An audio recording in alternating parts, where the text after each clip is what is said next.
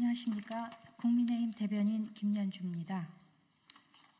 오늘 유엔 참전용사 국제 추모의 날을 비롯한 두 평의 논평에 관해서 온마이크를 하도록 하겠습니다. 유엔 참전용사 국제 추모의 날을 맞아 평화를 위해 헌신한 이들의 고귀한 희생을 잊지 않겠습니다. 오늘은 제18회 유엔 참전용사 국제 추모의 날입니다. 한국전쟁 당시 종군 기자였던 캐나다 국적의 커트니가 지난 2007년 처음 제안에 시작된 유엔 참전용사 국제 추모의 날에는 한국 시각 11월 11일 11시에 1분 동안 한국전 참전 전사자들이 안장되어 있는 부산 유엔 기념공원을 향해 동시 묵념을 하고 추모하는 행사가 열립니다.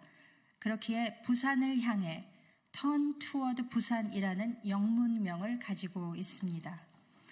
오늘 오전 11시 부산에서 거행된 기념식 참가를 위해 미국, 태국, 튀르키예 등 9개 유엔 참전국 정부대표단 17명이 어제 방한했습니다. 내한한 정부대표단을 대단히 환영하며 우호와 협력을 더욱 다지는 소중한 시간이 되시길 바랍니다. 74년 전 16개국의 청년들은 고국을 떠나 낯선 나라의 자유민주주의를 지키기 위해 목숨을 걸고 싸웠습니다. 그들의 희생과 헌신이 있었기에 대한민국은 폐허에서 다시 일어날 수 있었고 기적과도 같은 발전을 일궈낼 수 있었습니다. 그리고 불과 반세기 만에 도움을 받던 나라에서 세계 각국에 도움을 주는 나라로 탈바꿈하였습니다. 유엔 참전용사들의 숭고하고 고귀한 뜻을 다시 새깁니다. 국민의힘은 세계 평화 수호 의지를 다지면서 모두가 함께 번영할 수 있는 세상을 만들기 위해 더욱 노력하겠습니다. 국민을 위해 있어야 할 곳은 장외가 아니라 국회입니다. 민주당이 지난 주말 두 번째 장외 집회를 열었습니다. 겉으로는 현 정부를 비판하며 특검을 촉구했지만 그 속내는 내세운 명분과 전혀 다르다는 것이 명약관화합니다. 이재명 대표의 1심 선고가 목전에 다가오자 어떻게든 강성 지지자들의 무죄 호소 목소리를 모아 사법부를 겁박하고 방탄을 하려는 의도가 아니겠습니까? 특히 이 대표를 비롯한 민주당 지도부가 장외 집회에 총출동한 것은 사법 리스크 방탄을 위한 세몰이에 시민들이 얼마나 호응하는지를 확인하려는 뜻도 있었을 것입니다.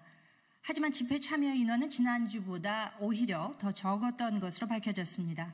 민주당은 1차 집회에 30만 명, 2차 집회에 20만 명이 모였다고 주장했지만 경찰 추산으로는 각각 17,000과 15,000명에 그쳤습니다.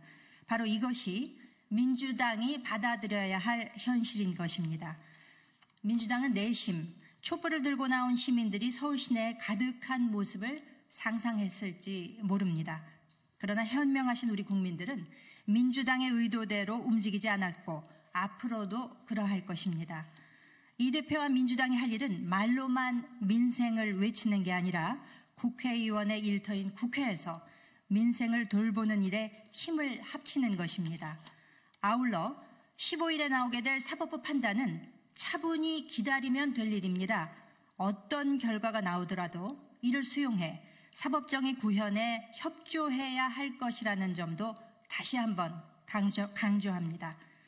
이 대표가 진정 무죄를 확신한다면 민주당은 우리 국민의힘이 주장하는 재판 생중계에 동의하십시오. 오직 법리적 판단으로 진실을 알리는 것이 국민 눈높이라는 점을 재삼 알려드리는 바입니다. 이상입니다.